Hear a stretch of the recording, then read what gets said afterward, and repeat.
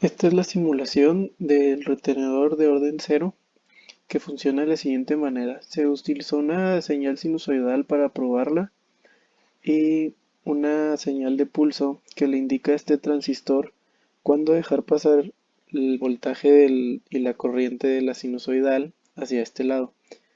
El capacitor es el que se encarga de guardar el voltaje de la señal sinusoidal mientras que está cerrado, y cuando lo abren es el que se encarga de mantenerlo. Y este op-amp solo muestra porque es un seguidor de voltaje.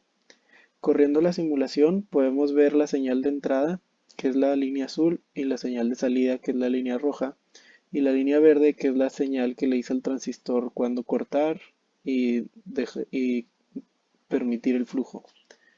Podemos ver que cuando la señal no lo está permitiendo es en los momentos en los que la línea se ve horizontal, que es cuando el capacitor se encarga de retener el valor, y cuando la señal está arriba, que es cuando el capacitor está siguiendo el voltaje indicado por la señal sinusoidal. Por otro lado, aquí tenemos el retenedor de orden 1, en el cual utilizamos por este lado el mismo retenedor de orden 0 y se utiliza este circuito restador para hacer la salida del retenedor de orden 0 simétrica con el eje X, que tenga valores positivos y negativos.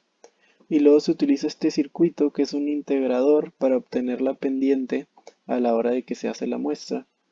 Y al final se utiliza de nuevo un restador en donde se resta esa pendiente con el valor de salida del retenedor de orden 0 ya simétrico.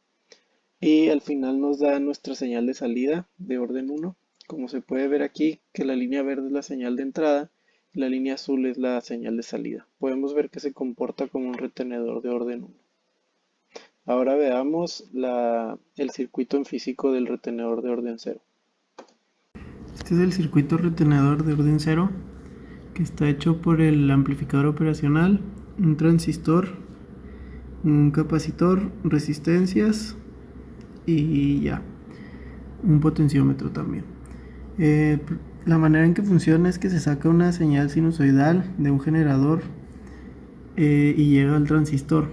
Esta señal va a ser permitido su flujo a través del transistor dependiendo de una señal de pulso generada con el circuito integrado 555, que lo permite pasar por cierto tiempo y luego interrumpe su flujo y luego lo vuelve a permitir.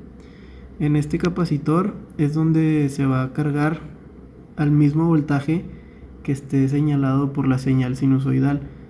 Cuando se interrumpa su flujo, el capacitor es el que se va a encargar de mantener ese voltaje, que en realidad se descarga lentamente, pero es tan poco en la caída de voltaje que se desprecia. Y todo eso es mostrado por el amplificador operacional, que solo es un seguidor de voltaje.